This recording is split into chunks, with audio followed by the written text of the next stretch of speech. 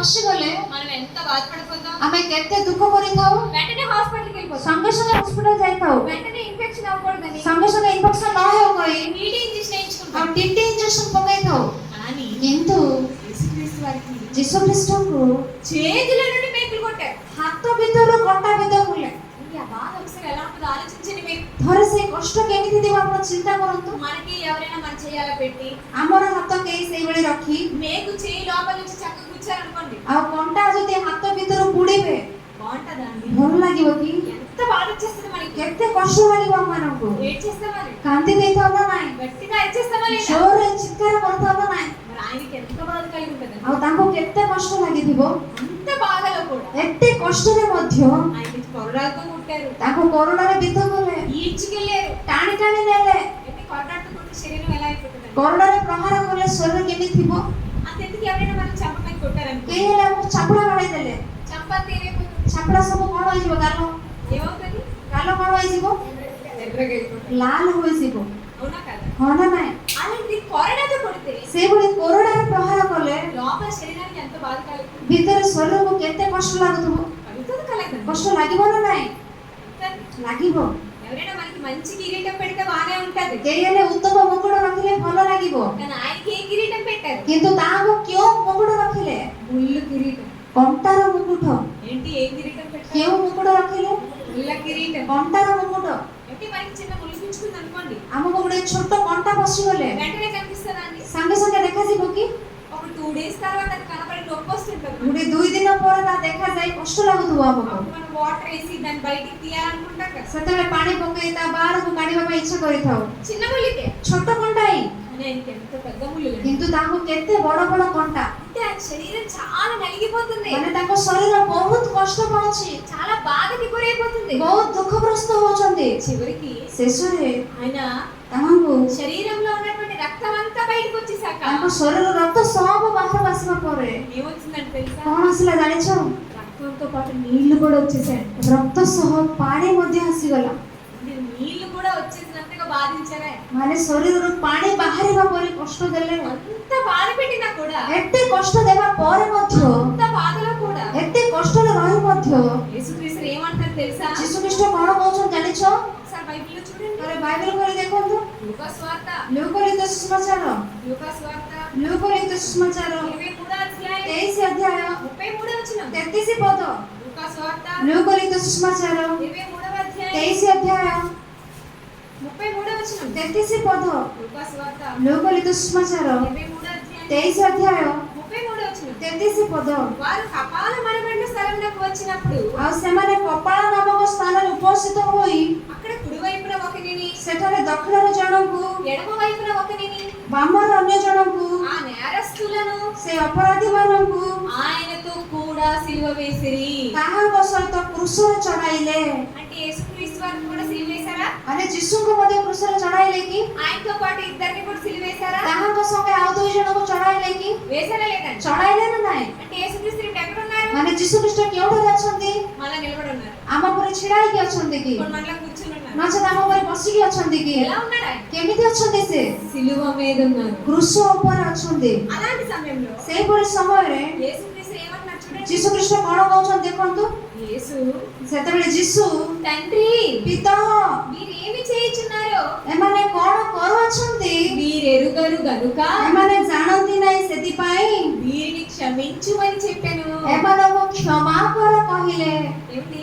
ଶୁଣନ୍ତୁ, ఆయన ఎంత బాధపడుతున్నాడండి. ସେ କେତେ ଦୁଃଖ ପାଉଛନ୍ତି। ఒక పక్క మేకులు, ଗୋଟିଏ ପ୍ରକାରେ କଣ୍ଟା కొరడాలతో కొట్టేశారు, କୋରଡ଼ାରେ ପ୍ରହାର କଲେ, కిరీటం పెట్టేశారు, କଣ୍ଟାର ମୁଣ୍ଡ ରଖି ସାରିଛନ୍ତି, శరీరం అంతా గాయాలైపోయి ଶରୀର ସବୁ ଆଘାତ ହୋଇଅଛି, రక్తం వచ్చేస్తుంది. ఒక పక్క ରକ୍ତ ବୋହି ଯାଉଛି, చాలా బాధ అయిపోతున్నాయి. ବେଶୀ କଷ୍ଟ ଲାଗୁଛି।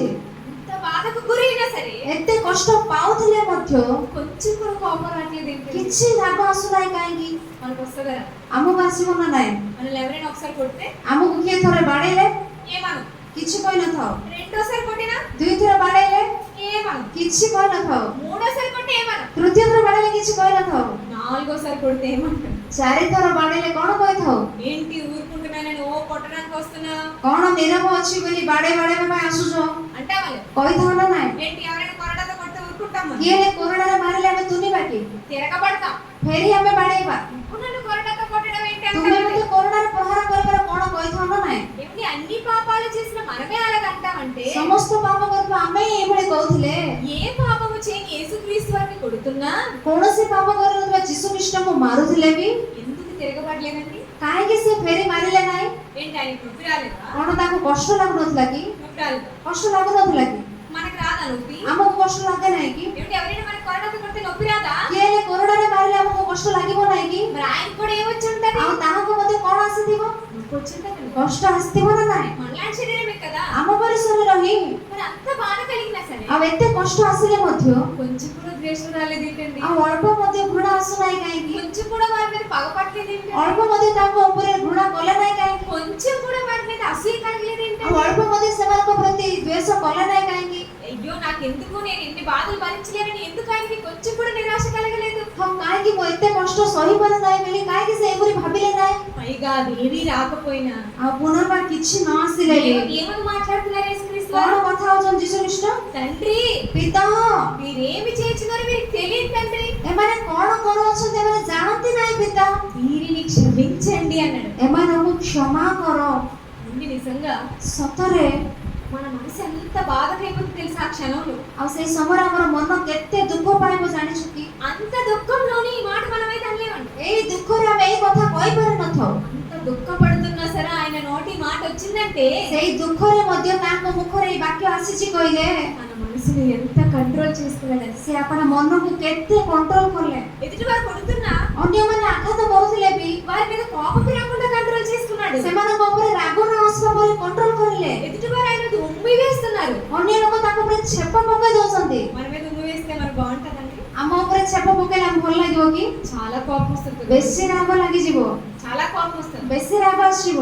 కానీ ఆయనకి కొట్టాలని తిట్టాలనిపించలేదు. କିନ୍ତୁ ତାଙ୍କୁ ମାରିବା ପାଇଁ ଗାଳି କରିବା ପାଇଁ ଇଚ୍ଛା ହେଲା ନାହିଁ। నిజంగా తనని ఈడ్చుకొని వెళ్తున్న వారు ସତରେ ତାଙ୍କୁ ଟାଣି ଟାଣି ନେବା ଲୋକଙ୍କ ସହ నన్ను ఎందుకు ఇలా మీరు ఈడ్చుకొని వెళ్తున్నారని కూడా అనాలనిపించలేదు. ମତେ କାହିଁକି ଏଭଳି ଟାଣି ଟାଣି ନଉଛ କହିବା ପାଇଁ ମଧ୍ୟ ସେ କରିଲା। ఏంటి యేసుక్రీస్తుకి ఇన్ని బాధలు కలిగిన కోపం ఎందుకు రావట్లేదు? କାହିଁକି ଯୀଶୁ ଖ୍ରୀଷ୍ଟଙ୍କୁ ଏତେ ଦୁଃଖ ଆସିଲେ ବି କ୍ରୋଧ କାହିଁକି ଆସୁନାହିଁ? అంటే ఆయన మనలాడితే ଆମ ପରି ଶରୀରରେ ଅଛନ୍ତି, ఆయనకి అన్ని బాధలు కలిగాయి. ତାଙ୍କୁ ସମସ୍ତ ଦୁଃଖ ଜାତ ହେଲା, కానీ ఆయన ఏం చేసుకున్నాడు କିନ୍ତୁ తెలుసు? ସେ କ'ଣ କଲେ ଜାଣିଛୁ? కంట్రోల్ చేసుకున్నాడు, ନିଜ ମନକୁ କଣ୍ଟ୍ରୋଲ କରିଲେ, అణుచుకున్నాడు. ନିଜକୁ ଅଧୀନରେ ରଖିଲେ। తన్ని చంపుతున్న వారిని చూసి ఆయన ଆପଣ ମାରୁଥିବା ଲୋକଙ୍କୁ ଦେଖି ସେ నీకు దేవుడు తీర్పు తీర్చునని చెప్పలేదు. ତୁମକୁ ଈଶ୍ୱର ବିଚାର କରିବେ କହିଲେ ନାହିଁ। తండ్రి వీళ్ళు ఏం చేస్తున్నారో వీళ్ళకి తెలియదు తండ్రి. ପିତା ଏମାନେ କ'ଣ କରୁଛନ୍ତି ଏମାନେ ଜାଣୁନାହାନ୍ତି। ପିତା తండ్రి వీళ్ళు క్షమించండి తండ్రి. ପିତା ଏମାନଙ୍କୁ କ୍ଷମା କରନ୍ତୁ। అంటే తన మనసుని ఎంతగా అణుచుకున్నాడండి. ମାନେ ସେ ଆପଣ ମନକୁ କେତେ ନମ୍ନ କଲେ। మనం అలా ఉండగలమా? ଆମେ ସେଇଭଳି ରହିପାରିବା କି? సిలువ వేసినా సరే ఆ మాట అనగలిగాడంటే କୃଷରେ ଚଢାଇଲେ ବି ସେଇ କଥା କହିପାରିଲେ କହିଲେ। తనని ఎంత హింసిస్తున్నా ఆ మాట అన్నాడంటే କେତେ ତାଡ଼ନା ଦେଲେ ବି ସେ କଥା କହିଲେ ମାନେ ఆయన ఈ సమాజంలో మనుషుల మీద ద్వేషం పెంచుకోలేదండి. ସେଇ ସମାଜରେ ମଣିଷ ପ୍ରତି ଦ୍ୱେଷ ବଢାଇ ନଥିଲେ। వాళ్ళు చూడగానే వారి మీద ఆయన కలిగింది ఏంటో తెలుసా? ସେମାନଙ୍କୁ ଦେଖିବାରୁ ସେମାନଙ୍କ ପ୍ରତି ଯୀଶୁଙ୍କ ପ୍ରତି ଜାତ ହେଲା କ'ଣ ଜାଣିଛ? జాలి కలిగింది. ଦୟା ଜାତ ହେଲା। అందుకే ఏమన్నాడు తెలుసా? ସେଥିପାଇଁ କ'ଣ କଲେ ଜାଣିଛ? మీరేమి చేస్తున్నారో వీరికి తెలియదు అంటున్నాడు. ଏମାନେ କ'ଣ କରୁଅଛନ୍ତି ଏମାନେ ଜାଣନ୍ତି ନାହିଁ ପିତା। ఏమిటి వాళ్ళు ఏమైనా చిన్నపిల్లలా అండి? ସେମାନେ କ'ଣ ଛୋଟ ପିଲାମାନେ କି? యేసుక్రీస్తు వారు చంపుతున్న వారు చిన్నపిల్లలా? ଯୀଶୁଙ୍କୁ ମାରିବା ଲୋକ ଛୋଟ ପିଲା କି? అంటే తెలుసు కదా వాళ్ళు ఏం చేస్తారో వాళ్ళకి తెలుసా? ମାନେ ଜାଣନ୍ତି ସେମାନେ ଯାହା କରୁଅଛନ୍ତି, కానీ କିନ୍ତୁ ఆయన ఏమీ అనలేదు. ସେ କିଛି କହିନାହାନ୍ତି। ఆయన బదులు దూషించలేదట. ସେ పునర్ବାର ନିନ୍ଦା କଲେ ନାହିଁ। అంటే ମାନେ ఆయన తనను తాను ఎంతగానో అణచుకున్నాడు. ସେ ଆପଣ ଆପଣଙ୍କୁ କେତେ ନମ୍ର କଲେ। ఇలాంటివి ఆయన జీవితకాలంలో ఎన్నో ఉన్నాయి. ଏଇପରି ତାଙ୍କ ଜୀବନରେ ଅନେକ ରହିଛି, అనేకమైన ఉన్నాయి. ଅନେକ ବିଷୟ ରହିଛି। ఎన్నో అవమానాలు ఎదుర్కొన్నాడు, ଅନେକ ଅପମାନ ସହ కଲେ, ఎన్నో మాటలు పడ్డాడు, ଅନେକ କଥା ସହିଲେ, ఎంతో మంది చేత ఎన్నో రకాలుగా హింసలు పొందాడు. ଅନେକଙ୍କ ଦ୍ୱାରା ଅନେକ ପ୍ରକାର ତାଡ଼ନା ଭୋଗିଲେ। తన జీవితం అంతా కన్నీళ్ళండి. ଆପଣ ଜୀବନ ସାରା ଅଶ୍ରୁ, కానీ ఎవరిని ద్వేషించలేదు, କିନ୍ତୁ କାହାକୁ ଘୃଣା କଲେ ନାହିଁ, కానీ ఎవరి మీద పగ କିନ୍ତୁ పెట్టుకోలేదు. କାହା ପ୍ରତି ଦ୍ୱେଷ ରଖିଲେ ନାହିଁ। ఆయన వాక్యం చేత ତାହାଙ୍କ ବାକ୍ୟ ଦ୍ୱାରା తన మనసును అణుచుకున్నాడు. ଆପଣ ମନକୁ ରୋକିଲେ। యేసుక్రీస్తు ఏం చేసేవారంటే ଯୀଶୁ ଖ୍ରୀଷ୍ଟ କ'ଣ କରିବାର ଜାଣିଛୁ? ఉదయం అంతా దేవుని పని చేసేవారు, ସକାଳ ସାରା ଈଶ୍ୱରଙ୍କ କାର୍ଯ୍ୟ, రాత్రి వేసేవారు. ରାତ୍ରି ହେଲା ବେଳକୁ ఎవరితో గడిపేవారు తెలుసా? କାହା ସଙ୍ଗେ ବିତାଇବାର ଜାଣିଛ? దేవునితో గడిపేవారు. ଈଶ୍ୱରଙ୍କ ସହ ବିତାଇବାର। దేవునితోనే ఉండేవాడు. ଈଶ୍ୱରଙ୍କ ସହିତ ହିଁ ସେ దేవునితో ప్రార్థన చేసుకుంటూనే ఉండేవాడు ఆయన. ଈଶ୍ୱରଙ୍କ ନିକଟରେ ପ୍ରାର୍ଥନା କରିକି ସମୟ ବିତାଇବାର। ఎప్పుడైతే మన ఎమోషన్స్ మన కంట్రోల్లో ఉండవో ଯେତେବେଳେ ଆମର ଇମୋସନ୍ସ ଆମ କଣ୍ଟ୍ରୋଲରେ ରୁହେ ନାହିଁ, అప్పుడు మనం ఎవరిని ఆశ్రయించాలి తెలుసా? ସେତେବେଳେ ଆମେ କାହା ଉପରେ ନିର୍ଭର କରିବା ଜାଣିଛୁ? మనం వెంటనే దేవుని ఆశ్రయించాలి. ଆମେ ସଙ୍ଗେ ସଙ୍ଗେ ଈଶ୍ୱରଙ୍କ ଉପରେ ନିର୍ଭର କରୁ। మనకి ఎవరి మీద కోపం వచ్చిందనుకోండి, ଆମକୁ କାହା ଉପରେ ହେଲେ କ୍ରୋଧ ଆସିଲେ, ఎవరి మీద బాధ కలిగిందనుకోండి, କାହା ଉପରେ ହେଲେ ଦୁଃଖ ଆସିଲେ వెంటనే వాళ్ళని చూపించడం కాదు, ସଙ୍ଗେ ସଙ୍ଗେ ସେମାନଙ୍କୁ ଦେଖେଇବାର ନୁହେଁ। ఒకసారి ప్రశాంతంగా కూర్చొని ଥରେ ଶାନ୍ତିରେ ବସି ପଡି మన బాధంతా దేవునికి చెప్పుకొని, ଆମର ଦୁଃଖ ସବୁ ଈଶ୍ୱରଙ୍କୁ ଜଣାଇ, తండ్రి అవతల వాళ్ళ మనసును మార్చండి తండ్రి అని వేడుకోవాలి. ପିତା ଅନ୍ୟ ମଣିଷର ମନକୁ ବଦଳାନ୍ତୁ ପ୍ରାର୍ଥନା କରୁ। ఇప్పుడు మన మనసు చాలా ప్రశాంతంగా ఉంటుంది. ସେତେବେଳେ ଆମର ମନ ଶାନ୍ତିରେ ରହିବ। దేవునితో మనం ఎక్కువసేపు గడిపితే, ଈଶ୍ୱରଙ୍କ ସହିତ ଅଧିକ ସମୟ କାଟିଲେ, దేవునిలో మనం ఎక్కువసేపు ఉంటే, ଈଶ୍ୱରଙ୍କ ସହିତ ଅଧିକ ସମୟ ରହିଲେ, దేవుని వాక్యాన్ని ఎప్పుడు చదువుతూ ఉంటే, ଈଶ୍ୱରଙ୍କ ବାକ୍ୟ ସର୍ବଦା ପାଠ କରୁଥିଲେ మన మనసుని మనం కంట్రోల్ చేసుకోగలం. ଆମ ନିଜ ମନକୁ ଆମେ କଣ୍ଟ୍ରୋଲ କରିପାରିବା। దానికి ఉదాహరణ ఎవరో తెలుసా అండి? ତାକୁ ଉଦାହରଣ କିଏ ଜାଣିଛ? యేసుక్రీస్తు వారే. ପ୍ରଭୁ ଯୀଶୁ ଖ୍ରୀଷ୍ଟ ହିଁ। మనలాంటి శరీరమే, ଆମ ପରି ଶରୀର, మనలాంటి కష్టాలే, ଆମ ପରି କଷ୍ଟ ଗୁଡିକ, అయినా సరే మనసును కంట్రోల్ పెట్టుకున్నారు. ତଥାପି ସେ ନିଜ ମନକୁ କଣ୍ଟ୍ରୋଲରେ ରଖିଲେ। ఎదుటి వారిని బదులు కూడా దూషించలేదండి. ଅନ୍ୟକୁ ପ୍ରତି ବଦଳରେ ନିନ୍ଦା କଲେ ନାହିଁ। మనల్ని ఎవరైనా దూషిస్తే బదులు దూషిస్తామా లేదా? ଆମକୁ କେହି ନିନ୍ଦା କଲେ ବଦଳରେ ନିନ୍ଦା କରିଥାଉ ନା ନାହିଁ, కానీ ఆయన బదులు కూడా దూషించలేదు. କିନ୍ତୁ ସେ ପ୍ରତି ବଦଳରେ ନିନ୍ଦା ମଧ୍ୟ କଲେ ନାହିଁ। తన మనసును అణుచుకున్నాడు. ଆପଣା ମନକୁ କଣ୍ଟ୍ରୋଲ କଲେ। ఆయన దేవునితో గడిపాడు. ସେ ଈଶ୍ୱରଙ୍କ ସହିତ ବିତାଇଲେ, దేవునిలో ఎక్కువగా ఉన్నాడు. ଈଶ୍ୱରଙ୍କ ସହିତ ଅଧିକ ସମୟ ରହିଲେ। మనం కూడా అలా ఉండగలిగితే ଆମେ ମଧ୍ୟ ସେଇଭଳି ରହିପାରିଲେ మన మనసును కూడా మనం కంట్రోల్ చేసుకుంటాం. ଆମ ମନକୁ ଆମେ କଣ୍ଟ୍ରୋଲ କରିଥାଉ। ఎవరి మీద కోపం వచ్చినప్పుడు కూడా కంట్రోల్ చేసుకుంటాం. କାହା ଉପରେ ରାଗ ଆସିଲେ ବି କଣ୍ଟ୍ରୋଲ କରିଥାଉ। ఎవరి మీద బాధ కలిగినప్పుడు కూడా కంట్రోల్ చేసుకుంటాం. ଦୁଃଖ ଆସିଲା ବେଳେ କଣ୍ଟ୍ରୋଲ କରିଥାଉ। ఎవరి మీద పగపడకుండా మనల్ని మనమే అంచుకుంటాం. କାହା ଉପରେ ରାଗ ନ ରଖି ଆମେ ନିଜ ନିଜକୁ ନମ୍ର କରିଥାଉ। అప్పుడు మనం మంచివారిగా మారుతాం. ସେତେବେଳେ ଆମେ ଉତ୍ତମ ରୂପେ ବଦଳି ଯାଇଥାଉ। మన మనసు అనేక రకాలుగా మారిపోతున్నప్పుడు ଆମର ମନ ବିଭିନ୍ନ ପ୍ରକାର ପରିବର୍ତ୍ତିତ ହେଲା ସମୟରେ వెంటనే మనకు గుర్తు రావాల్సింది ఎవరో తెలుసా? ସଙ୍ଗେ ସଙ୍ଗେ ଆମ ସ୍ମରଣରେ ଆସିବାର ଅଛି କିଏ ଜାଣିଛ? యేసుక్రీస్తు. ଯୀଶୁ ଖ୍ରୀଷ୍ଟ। ఆయనలాగా మనల్ని ఎవరు భూమి మీద ఎత్తి పట్టట్లేదు కదండి. ତାହାଙ୍କ ତୁଲ୍ୟ ପୃଥିବୀ ଉପରେ କେହି ଆମମାନଙ୍କୁ ତାଡ଼ନା ଦଉନାହାନ୍ତି। ఆయన నీ శ్రమలు మనం అనిపించామా? ସେ ଭୋଗିଥିବା କ୍ଲେଶ ଆମେ ଭୋଗିଲେ କି? మరి ఆయనే అంతగా ఉన్నప్పుడు మనం ఎందుకంటే బాధపడ్డాం? ଆଉ ସେ ହିଁ ସେଇଭଳି ରହିଲା ବେଳେ ଆମେ କାହିଁକି କଷ୍ଟ ପାଉଛୁ? మన మనసును మనం కంట్రోల్ చేసుకోవాలి. ଆମ ମନକୁ ଆମେ କଣ୍ଟ୍ରୋଲ କରୁ। అందుకే బైబిల్లో ఒక మాట ఉందండి. ସେଥିପାଇଁ ବାଇବେଲରେ ଗୋଟେ ବାକ୍ୟ ଅଛି। ఫిలిప్పీ పత్రిక ଫିଲିପିୟ ମଣ୍ଡଳୀର ପତ୍ର 2వ అధ్యాయం 2 ଅଧ୍ୟାୟ 5వ వచనం చూడండి. 5 ପଦ ପଢନ୍ତୁ। ఫిలిప్పీ పత్రిక ଫିଲିପିୟ ମଣ୍ଡଳୀର ପତ୍ର 2వ అధ్యాయం 2 ଅଧ୍ୟାୟ 5వ వచనం. 5 ପଦ। ఫిలిప్పీ పత్రిక ଫିଲିପିୟ ମଣ୍ଡଳୀର ପତ୍ର 2వ అధ్యాయం 2 ଅଧ୍ୟାୟ 5వ వచనం. 5 ପଦ। క్రీస్తు యేసులకు కలిగిన ఈ మనస్సు ଖ୍ରୀଷ୍ଟ ଯୀଶୁଙ୍କର ଯେପରି ମନ ଥିଲା మీరును కలిగి ఉండుడి. ତୁମମାନଙ୍କର ସେହିପରି ମନ ହେଉ। ఏమంటారండి ఇక్కడ? କଣ କହୁଛନ୍ତି ଏଠାରେ? క్రీస్తు యేసులకు కలిగిన ఈ మనస్సు ଖ୍ରୀଷ୍ଟ ଯୀଶୁଙ୍କର ଯେପରି ମନ ଥିଲା మీరును కలిగి ఉన్నట్టు. ତୁମମାନଙ୍କର ସେହିପରି ମନ ହେଉ। అంటే ମାନେ యేసుక్రీస్తు వారికి ఎలాంటి మనసు ఉందో ଯୀଶୁ ଖ୍ରୀଷ୍ଟଙ୍କୁ ଯେଉଁପରି ମନ ରହିଛି మనము కూడా అలాంటి మనసు కలిగిన వారమై ఉండాలి. ଆମେ ମଧ୍ୟ ସେହିପରି ମନ ଥାଏ ରହିବାର ଅଛି। అప్పుడు మనం ఏం చేయగలమో తెలుసా అండి? ସେତେବେଳେ ଆମେ କଣ କରିପାରିବା ଜାଣିଛ?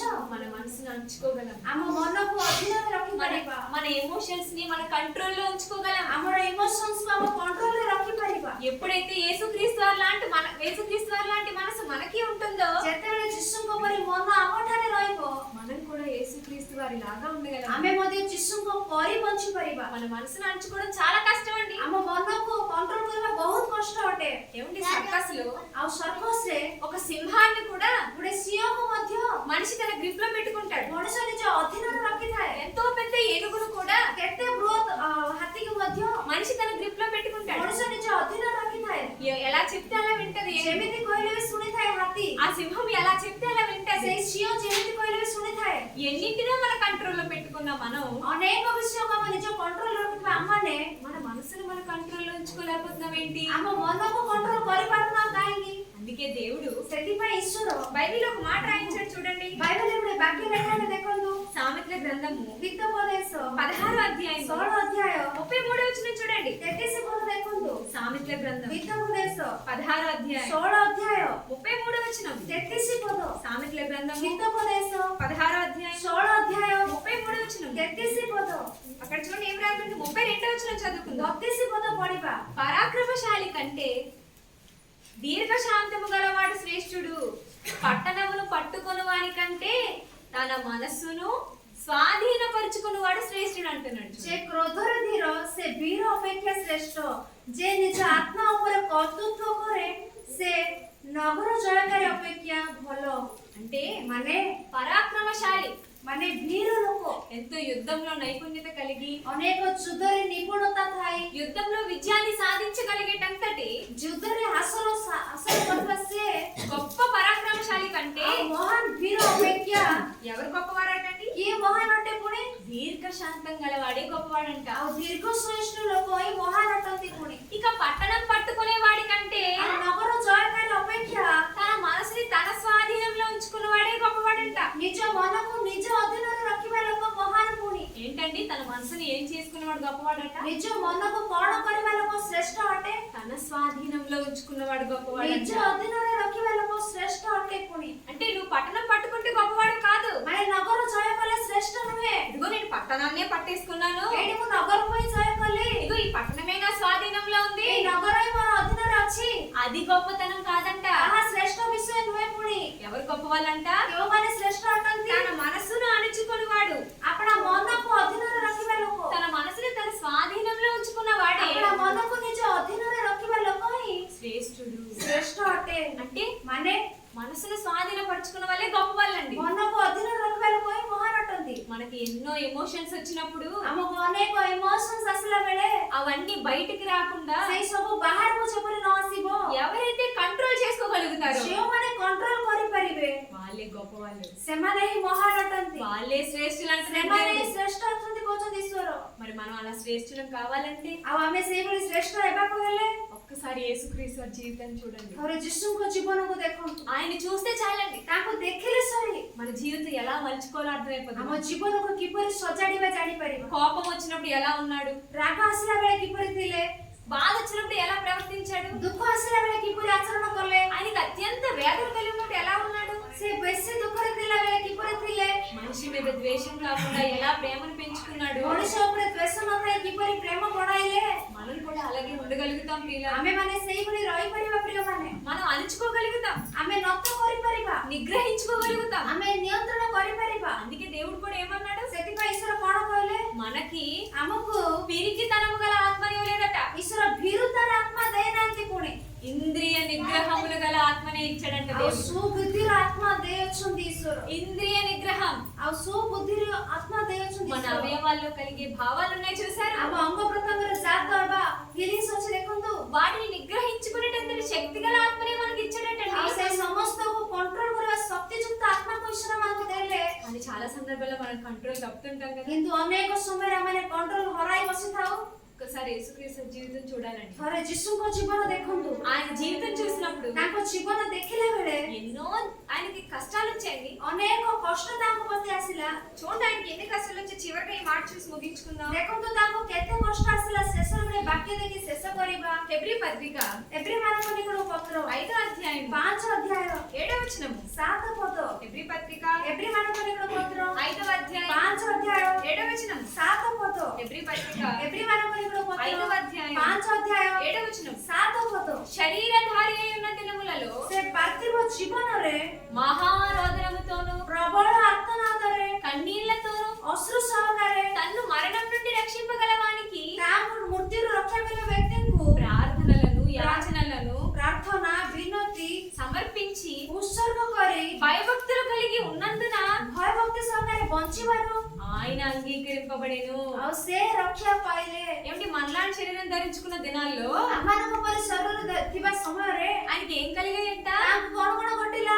మహారోదనం అంట. ପ୍ରବଳ ଆର୍ତ୍ତନାଦ। ఏమిటి రోదనం ఎప్పుడు చేస్తాం? ଆର୍ତ୍ତନାଦ କେତେବେଳେ କରିଥାଉ? మన వాళ్ళు ఎప్పుడైనా చచ్చిపోయారు అనుకోండి, ଆମ ନିଜ ଲୋକ ମୃତ୍ୟୁ ହେଲେ రోదిస్తాం. ଆର୍ତ୍ତନାଦ କରିଥାଉ। మనకి ఇష్టమైన వారు ఎప్పుడైనా చనిపోయారు ଆମର అనుకోండి, ଇଚ୍ଛୁକ ଲୋକ ମରିଗଲେ ఎంత బాధపడిపోతామండి. କେତେ କ୍ରନ୍ଦନ କରିଥାଉ। దాన్ని కన్నీళ్లు విడవడం అనరు, ତାହାକୁ ଅଶ୍ରୁ ଝରାଉଛନ୍ତି କୁହନ୍ତିନି, బాధపడ్డమని కూడా అన్నారు. ଦୁଃଖ କରୁଛନ୍ତି କୁହନ୍ତିନି। దానికంటే మించిన బాధ కనుక ତାହାଠାରୁ ଅଧିକ ଦୁଃଖ ଯେହେତୁ రోదన అంటాం. ପ୍ରବଳ ଆର୍ତ୍ତନାଦ କୁହନ୍ତି। ఆయన జీవితంలో రోదన అంటే చూడండి, మామూలు రోదన కాదు, ତାଙ୍କ ଜୀବନରେ ଆର୍ତ୍ତନାଦ ସାଧାରଣ ଆର୍ତ୍ତନାଦ ନୁହେଁ, మహారోదనముతోను ପ୍ରବଳ ଆର୍ତ୍ତନାଦ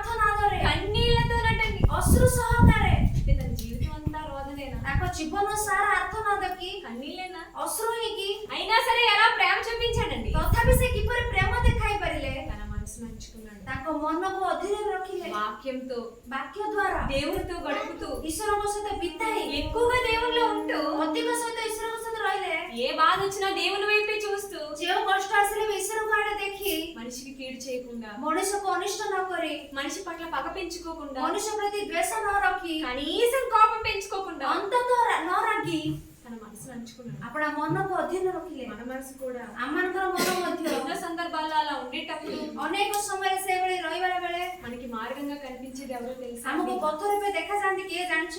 యేసుక్రీస్తు మాత్రమే. ଯୀଶୁ ଖ୍ରୀଷ୍ଟ ହିଁ। కనుక ସେଥିପାଇଁ ఇక ముందు మన జీవిత కాలంలో ଆଉ ଆମମାନଙ୍କ ଜୀବନ କାଳରେ మనం కంట్రోల్ చేసుకోలేని ఎమోషన్స్ మనకు వచ్చినప్పుడు ଆମେ କଣ୍ଟ୍ରୋଲ ନ କରିପାରିବା ଇମୋସନ୍ସ ଆସିଲା ବେଳେ మనం ఒక్కసారి యేసుక్రీస్తు అని గుర్తు చేసుకో, ଆମେ ଥରେ ଯୀଶୁ ଖ୍ରୀଷ୍ଟଙ୍କୁ ସ୍ମରଣ କରୁ, అప్పుడు అంతా తగ్గిపోతుంది. ସେତେବେଳେ ସବୁ ନମ୍ର ହୋଇଯିବ। మనం ఎప్పుడు మన మనసును అణుచుకున్న వారు అవుతాం. అప్పుడు ସେତେବେଳେ ଆମେ ମନକୁ ନମ୍ର କରିବା ଲୋକ ହେବା। కోపానికి ప్రతిగా ప్రేమ వస్తుంది, କୋପ ବଦଳରେ ପ୍ରେମ ଆସିବ, అసూయకు ప్రతిగా వాళ్ళు మేలు కోరుకున్న వారు అవుతాం, ଘୃଣା ବଦଳରେ ସେମାନଙ୍କର ମଙ୍ଗଳ ଚାହିଁବା, వాళ్ళు ప్రేమించిన వారు అవుతాం. ସେମାନଙ୍କୁ ପ୍ରେମ କରିବା ଲୋକ ହେବା।